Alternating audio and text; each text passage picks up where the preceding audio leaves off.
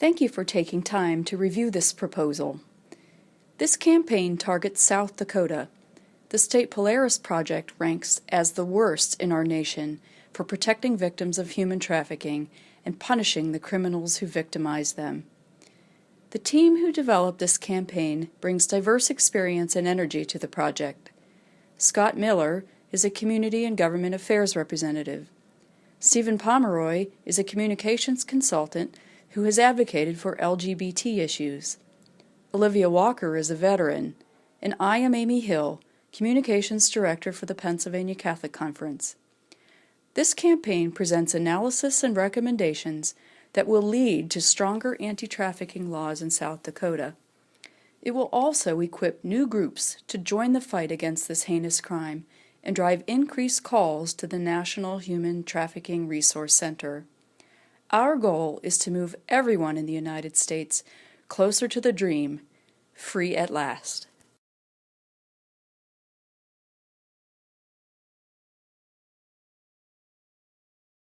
In order to accomplish new goals on behalf of the Polaris project, it's important to evaluate its internal environment, its reputation, and its external environment. The Polaris project is a Washington, D.C.-based non-governmental organization addressing all aspects of the human trafficking issue: victims, perpetrators, demand, and support structure. The Polaris project was founded in 2002 by two university students who were shocked to learn of the slave-like conditions at a brothel near their school. They determined they could eliminate modern slavery by turning it into a high-risk, low-profit endeavor. Since its creation, Polaris Project has helped pass landmark legislation at the federal level and in 48 states. In 2007, they expanded the National Human Trafficking Resource Center into a nationwide anti-slavery lifeline, taking referrals, offering services to victims, and taking training requests. Its partners include law enforcement agencies seeking to recognize the signs of human trafficking, faith-based and social service agencies whose goals are to protect vulnerable members of society, and civic leaders concerned with the negative impacts of organized crime on their communities. Their opponents are the human traffickers themselves, apathetic citizens, and businesses who facilitate human trafficking.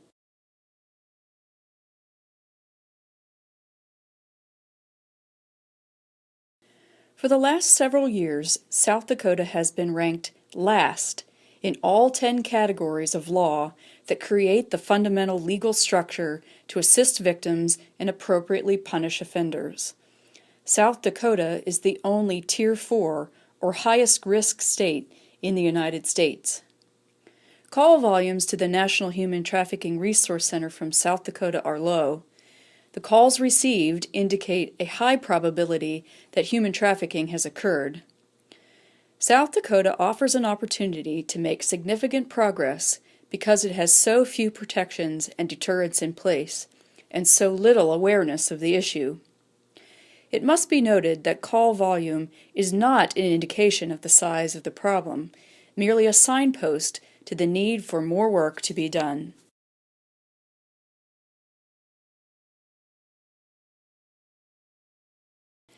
This campaign is designed to engage 4 distinct stakeholder groups: victims and high-risk individuals, community members, interest groups and human rights activists, and legislators. Stakeholders include men, women, children, the LGBT community, law enforcement, social workers, faith leaders, elected officials, business leaders, college students, and others. Human trafficking affects many. In all cases, existing stereotypes about sex and labor trafficking have driven complacency and apathy about the problem. Victims are not just meek girls seduced into a life of crime by promises of a better life. Victims are not simply foreign laborers looking for odd jobs. Sleepy and relatively crime-free rural communities provide an excellent cover for human trafficking operations. And we need your natural allies in faith-based and human rights groups, as well as the state legislature, to fight human trafficking with increased awareness and tougher laws.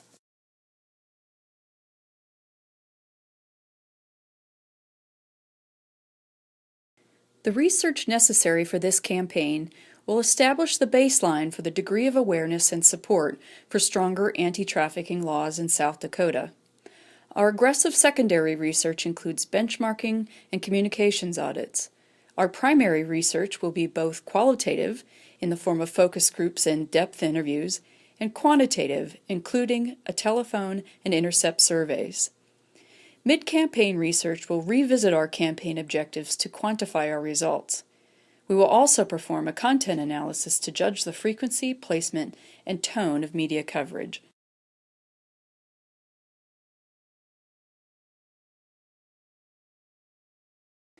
Our goals and objectives are based on our research analysis. Our first goal is to improve South Dakota's Polaris project rating by strengthening its legislation. We will do this by growing a grassroots movement that puts the issue on the public agenda, then supporting that movement with traditional media, social media, and face-to-face meetings between victims and legislators. Our second goal is to raise awareness of human trafficking among key stakeholders in South Dakota, including law enforcement, social workers, elected officials, and the public. We will do this through improved education efforts that target identification of trafficking crimes, better response to the needs of victims, and better training for law enforcement personnel.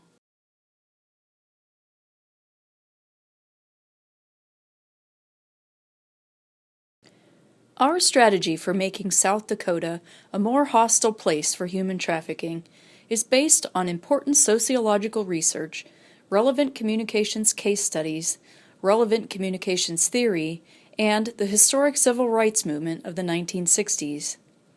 Dr. Martin Luther King Jr. provided a blueprint for how to raise awareness for human rights and achieve legislative action. His blueprint included attracting new recruits, sustaining commitment, generating agenda-setting media coverage, using diffusion and adoption theory to mobilize publics, constraining options available to opponents, and shaping public policy.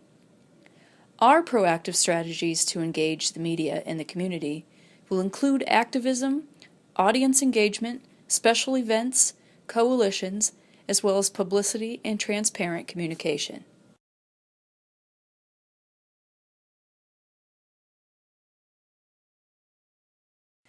Citizens learn core American values in their earliest school days: freedom, independence, equality, individualism, and fairness are principles we hold dear.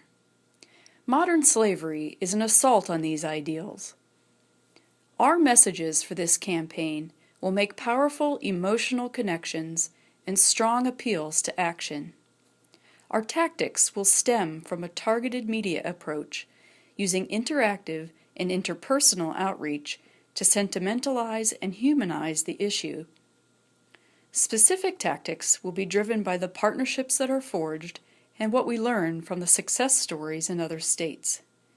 We expect tactics to include several of the possibilities listed here.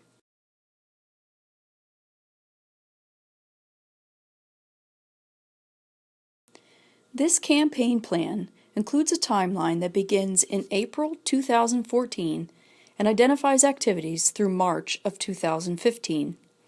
At that time, our ongoing evaluation will help us define additional dates and benchmarks. The experience we have in next year's legislative session will be instructive as we set new objectives for 2016 and 2017.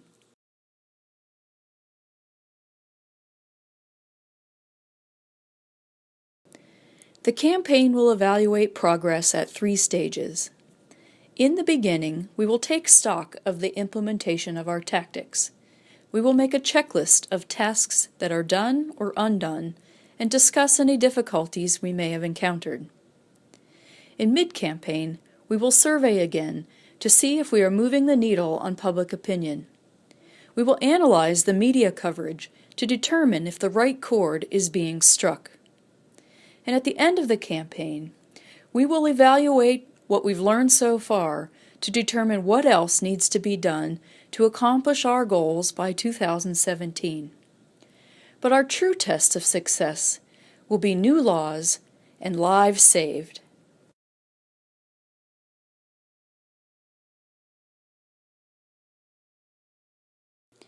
We thank the Polaris Project for its time and consideration of this proposal. We hope you see the strength of our commitment and our passion. More than that, we hope you sense our belief that solid research and a campaign grounded in time-honored communication theory will make South Dakota a safer place. The civil rights movement brought great and positive change, but Dr. King's dream is not yet fully realized. This is a new era with new challenges.